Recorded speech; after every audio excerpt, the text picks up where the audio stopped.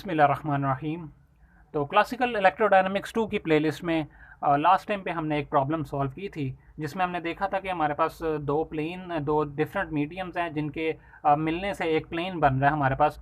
और एक मीडियम से हमारे पास इलेक्ट्रोमैग्नेटिक रेडिएशन हम फॉल कर रहे थे उस प्लेन के ऊपर, और उससे कुछ लाइट रिफ्लेक्ट हो रही थी, पहले मीडियम में वापस आ रही थी और कुछ दूसरे मीडियम में ट्रांसमिट हो रही थी। और हमने रिफ्लेक्शन कोफिशिएंट और ट्रांसमिशन कोफिशिएंट फाइंड किए थे उस प्रॉब्लम में। तो ये भी प्रॉब्लम कुछ ऐसी है, लेकिन उस प्रॉब्लम में हमने कुछ इस तरह से किया था कि जो हमारी इलेक्ट्रोमैग्नेटिक रेडिएशन थी वो नॉर्मली हमने फॉल की थी अपने प्लेन ऑफ इंसिडेंस में, जो हमारे पास प्लेन ऑफ इंटरफेस था उसके ऊपर। तो यहाँ पे इस केस में हम बात करेंगे ऑब्लिक इंसिडेंस की। तो हम सबसे पहले फिगर को देख लेते हैं, फिगर क्या बता रही है हमें। ये मेरे पास एक्स एक्सिस है और ये जी एक्सिस है। एक्स एक्सिस के लेफ्ट साइड पे मैं मान रहा हूँ कि मेरे पास मीडियम 1 है, और एक्स एक्सिस के राइट साइड पे मैं मान रहा हूँ मेरे पास मीडियम 2 है। तो इसको मैंने मीडियम 1 बोल दिया, इसको मैंने मीडियम 2 बोल दिया। मीडियम 1 के लिए जो मैं पैरामीटर्स यूज़ करूँगा वो मैं उसके लिए यूज़ करूँगा एप्सिलॉन 1 जो उसकी परमिटिविटी ऑफ मीडियम है, म्यू 1 जो कि उसकी परमिबिलिटी ऑफ मीडियम है, इस तरह से V1 जो वेव की वेलोसिटी होगी इसके अंदर वो V1 होगी, और रिफ्रैक्टिव इंडेक्स इसका N1 होगा। और मीडियम 2 के लिए मैं इसके साथ सब्सक्रिप्ट में 2 लगाता जाऊँगा, एप्सिलॉन 2, म्यू 2, N2 और V2। तो ये पैरामीटर जो मीडियम 2 के होंगे। तो इसमें जो मीडियम 1 में मेरे पास इलेक्ट्रोमैग्नेटिक वेव कुछ आ रही हैं और कुछ ना कुछ एंगल बना रही हैं, वो हमारे पास जो नॉर्मल है, हमारे पास जो प्लेन ऑफ इंटरफेस है उसके बिल्कुल नॉर्मल जो हमारे पास एक है जी एक्सिस, उसके साथ थीटा आई का जो है एंगल बना रही है हमारे पास इंसिडेंट वेव। और रिफ्लेक्ट होने के बाद कुछ वो एंगल बनाएगी, उसको हम बोल रहे हैं थीटा आर। और ट्रांसमिटेड वेव जो हमारे पास एंगल बना रही है नॉर्मल के साथ, वो थीटा टी बना रही है। तो ये थोड़ी हमारे पास फिगर होगी। अब इस प्रॉब्लम के मज़ीद दो केसेस बन सकते हैं। पहला केस ये कि इलेक्ट्रिक फील्ड वेक्टर्स हमारे पास या तो पर पैरेलली पोलराइज्ड होंगे हमारे प्लेन ऑफ इंसिडेंस के। प्लेन ऑफ इंसिडेंट हमारे पास जिस जिस प्लेन में ये हमारे तीनों वेक्टर लाई कर रहे हैं, मतलब एक्स जी प्लेन यहाँ पे मैंने लिया हुआ। और इंटरफेस प्लेन ये है यहाँ पे जो हमारे पास एक्स वाई प्लेन है, लेकिन प्लेन ऑफ इंसिडेंस हमारे पास ये है जी एक्स, एक्स जी जो प्लेन है वो। तो एक केस ये बनता है कि हमारे पास जो इलेक्ट्रिक फील्ड वेक्टर्स हैं ये पैरेलली पोलराइज्ड हैं हमारे पास इंटरफेस प्लेन, ये प्लेन ऑफ इंसिडेंस के। और दूसरा ये कि जो electric field vector perpendicularly polarised हों। तो हम पैरेलल पोलराइजेशन की बात करेंगे कि हमारे जो वेव इलेक्ट्रिक फील्ड वेक्टर्स हैं वो जिस प्लेन में हमारे पास ये एक्स जी प्लेन में ही हमारे पास ये ऑसिलेट कर रहे हैं, जो हमारे इलेक्ट्रिक फील्ड वेक्टर्स हैं।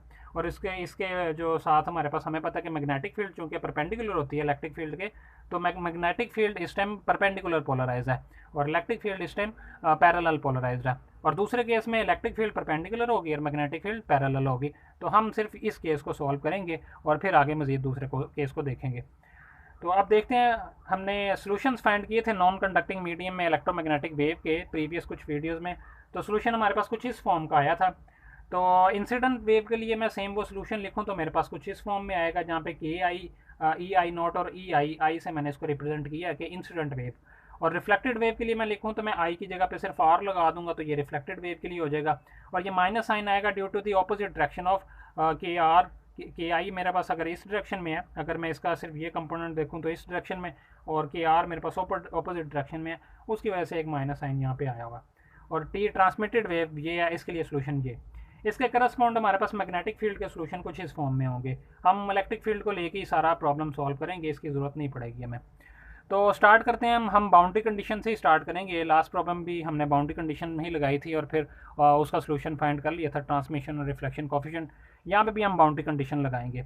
तो यहाँ पे बाउंड्री कंडीशन हम दो कंपोनेंट्स पे लगाएंगे, एक टेंजेंटियल कंपोनेंट जो हमारी इलेक्ट्रिक फील्ड का है, और एक हमारा नॉर्मल कंपोनेंट जो है इलेक्ट्रिक फील्ड का।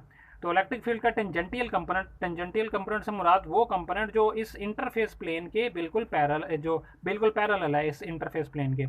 तो इसका पैरेलल कंपोनेंट्स जो है वो मेरे पास ये आएगा कुछ ये वाला। हमें पता है कि जो एंगल यहाँ बन रहा है ट्रिग्नोमेट्री से, वही एंगल यहाँ बनेगा। तो इसका जो पैरेलल कंपोनेंट है वो हम फाइंड कर लेंगे, ई आई कोस थीटा आई।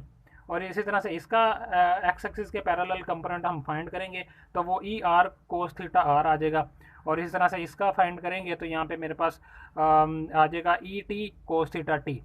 तो बाउंड्री कंडीशन हमें क्या कहती है, at Z equals to zero, मतलब एट प्लेन ऑफ इंटरफेस हमारे पास तीनों वेक्टर एक ही पॉइंट पे लाई करते हैं, और अगर एक पॉइंट पे लाई करते हैं तो राइट साइड से जितनी वेव्स अप्रोच कर रही हैं उनका सम बराबर होगा लेफ्ट साइड पे जितनी वेव्स अप्रोच कर रही हैं उसके। तो ये बाउंड्री कंडीशन हम यूज़ करेंगे। तो ये मैंने बाउंड्री कंडीशन लिख दी।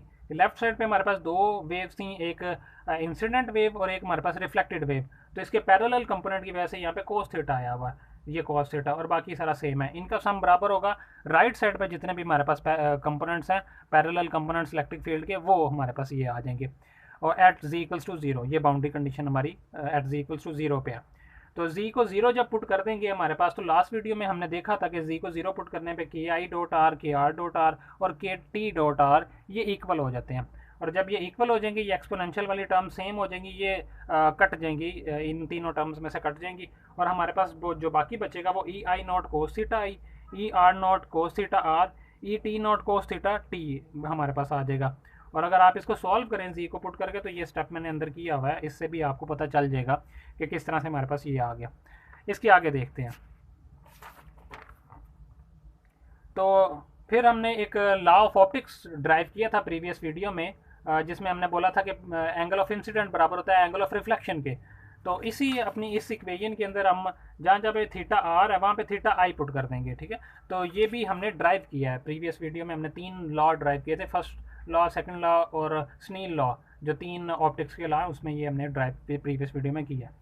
तो इसके अंदर जब मैं पुट कर दूंगा तो यहाँ से कोस थीटा आई कॉमन आ जाएगा, उसको दूसरी तरफ डिवाइड कर दें, ये आपके पास जो इक्वेशन आएगी इसको बोलेंगे हम इक्वेशन नंबर 1। इसके बाद कंटिन्यूटी कंडीशन हम अपनी बाउंड्री कंडीशन नॉर्मल कंपोनेंट के ऊपर लगाएं। अगर इलेक्ट्रिक फील्ड के पहले हमने जो है वो पैरेलल कंपोनेंट पे लगाया था, अब नॉर्मल कंपोनेंट पे लगाएं, तो उससे हमारे पास ये सोल्यूशन आता है। इसमें और उसमें फ़र्क ये है कि उसमें ई आई कोस थीटा आ रहा था, इसमें ई आई साइन थीटा आएगा, और साथ में परमिटिविटी ऑफ मीडियम भी मल्टीप्लाई होगा। ये बाउंड्री कंडीशन भी इसकी भी डेरिवेशन मैंने क्लासिकल इलेक्ट्रोडायनामिक्स 1 की प्लेलिस्ट में इन दोनों बाउंड्री कंडीशन की हमने डेरिवेशन देख ली हुई है। तो यहाँ पे मैं theta R equals to theta I, फिर से वही इंसिडेंट एंगल बराबर रिफ्लेक्शन एंगल के पुट कर दूंगा, वहाँ से ये चीज़ कॉमन आ जाएगी, इसको भी दूसरी तरफ डिवाइड कर दें, तो जो आपके पास इक्वेशन बनेगी उसको आप इक्वेशन नंबर 2 बोल दें। तो ये हमारे पास इक्वेशन नंबर 2 आ गई। अब इक्वेशन नंबर 1 और इक्वेशन नंबर 2, ये इक्वेशन नंबर 1 मेरे पास है, और इक्वेशन नंबर 2 को हम साइमल्टेनियसली सॉल्व करेंगे, और हमारे पास फिर यहाँ से हम दो चीज़ें फाइंड करेंगे, एक ई R not over E I not की रेशो फाइंड करेंगे, एक ई T not divided by E I not की रेशो फाइंड करेंगे। तो पहले अगर मैं इक्वेशन नंबर 1 और 2 को ऐड करूं तो मेरे पास कुछ ये आ जाएगी इक्वेशन, और यहाँ से इसको थोड़ा सा सिंप्लीफाई करें आप, तो ई T not divide by E I not की रेशो आपके पास आ जाएगी। इसके बाद हम क्या करेंगे, दूसरी अपनी जो रेशो फाइंड करने के लिए हम डिवाइड कर देंगे। इक्वेशन नंबर 1 और 2 को अगर मैं डिवाइड करूँ तो मेरे पास कुछ इस तरह से आ जाएगा। इक्वेशन नंबर 1 और 2 को डिवाइड करने से ये इक्वेशन बन जाएगी। यहाँ पे राइट साइड को आप थोड़ा सा सॉल्व कर लें, यहाँ पे ये वाली टर्म ऊपर चली जाएगी, दूसरी टर्म नीचे आ जाएगी, ये बन जाएगा हमारे पास। फिर यहाँ पे क्रॉस मल्टीप्लाई कर दें आप, क्रॉस मल्टीप्लिकेशन से ये इक्वेशन बनेगी, इसको अंदर मल्टीप्लाई कर दें इन दोनों टर्म्स को, तो हमारे पास ये इक्वेशन आ जाएगी। ई आई नोट इस तरफ भी है बराबर की इस तरफ भी है, इसको एक तरफ कर लें, ई आर नोट को दूसरी तरफ कर लें, और फिर ई आर नोट और ई आई नोट हम कॉमन निकाल लेंगे। कॉमन निकालने से हमारे पास ये इक्वेशन बन जाएगी इतनी। यहाँ से आप ई आई नोट को इस तरफ डिवाइड कर दें और ये पूरी टर्म को दूसरी तरफ डिवाइड कर दें, आपके पास दूसरी रेशो हमारे पास ये आ जाएगी, इसको हम बोलेंगे इक्वेशन नंबर 4। तो इक्वेशन नंबर 3 और 4 हमारे पास आ गई, और अब हम फाइंड करेंगे अपने रिफ्लेक्शन कोफिशिएंट और ट्रांसमिशन कोफिशिएंट। तो ये मेरे पास कुछ फॉर्म में आई हुई है, मैं यहाँ पे अगर इसको शो कर दूँ तो इक्वेशन नंबर 3 और इक्वेशन नंबर 4 मेरे पास ये आ गई हैं। तो अब हम क्या करेंगे, रिफ्लेक्शन कोफिशिएंट और ट्रांसमिशन कोफिशिएंट फाइंड करेंगे। तो रिफ्लेक्शन कोफिशिएंट किसके इक्वल होता है? रिफ्लेक्शन कोफिशिएंट बेसिकली हमारे पास intensity of reflection reflected wave divided by intensity of incident wave, इसके बराबर होता है। और ट्रांसमिशन कोफिशिएंट हमारे पास intensity of transmitted wave divided by intensity of incident wave के बराबर होता है। अब इंटेंसिटीज देख लेते हैं हम। तो इंटेंसिटीज हमारे पास जो टेंजेंटियल कंपोनेंट्स, क्योंकि हम तो टेंजेंटियल कंपोनेंट्स की बात कर रहे हैं इस केस के अंदर, तो अगर मैं उसको लूँ पैरेलल पोलराइज्ड के लिए लूँ मैं, तो वो मेरे पास उसके लिए जो इंटेंसिटी आती है वो मेरे पास कुछ इस फॉर्म में आएगी, 1/2 epsilon 1 v1 E I naught square cos theta I. तो ये कोस थीटा हमारे पास आ रहा है उस कंपोनेंट की वजह से जो हमने लिया हुआ है कि वो हमारे पास पैरेलल पोलराइजेशन की वजह से जो कंपोनेंट आ रहा है वो हमने यहाँ पे लिया हुआ है, क्योंकि हम सिर्फ उसी की बात कर रहे हैं इस केस में, पैरेलल पोलराइजेशन की। तो ये हमारे पास आ गया कंपोनेंट, और टेंजेंटियल कंपोनेंट की वजह से हमारे पास ये इंसिडेंट वेव की इंटेंसिटी ये आ गई।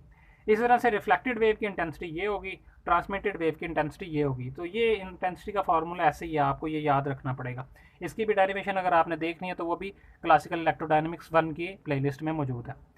तो हमारे पास ये आ गया, इसको हम पुट कर देंगे। पहले रिफ्लेक्शन कोफिशिएंट फाइंड करेंगे, इंटेंसिटीज़ को इसके अंदर पुट कर दें अगर हम, तो हमारे पास कुछ आ जाएगा इस तरह से। यहाँ पे 1/2 एप्सिलॉन 1 और V1 कट जाएगा आपस में, और हमारे पास ये टर्म आ जाएगी। यहाँ पे फिर हम वो लॉ यूज़ करेंगे, रिफ्लेक्शन एंगल बराबर है इंसिडेंट एंगल के, तो ये कॉस थीटा सेम हो जाएगा और ये कट जाएगा। ये हमारे पास जो वैल्यू आएगी इसको बोलेंगे हम रिफ्लेक्शन कोफिशिएंट।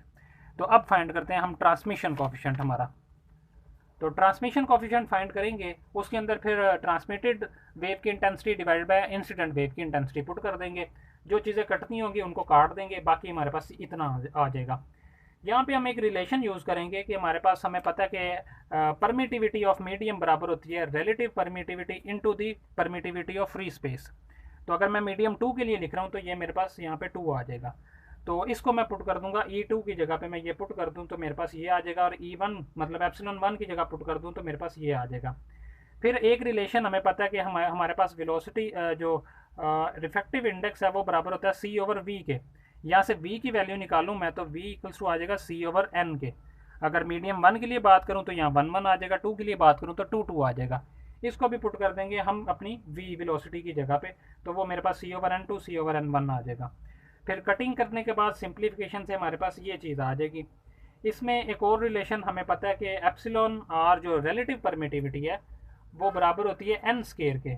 अगर मैं मीडियम 1 के लिए बात करूं तो यहाँ पे 1 1 आ जाएगा, तो रिलेटिव परमिटिविटी की जगह पे भी हम एन स्केयर पुट कर देंगे।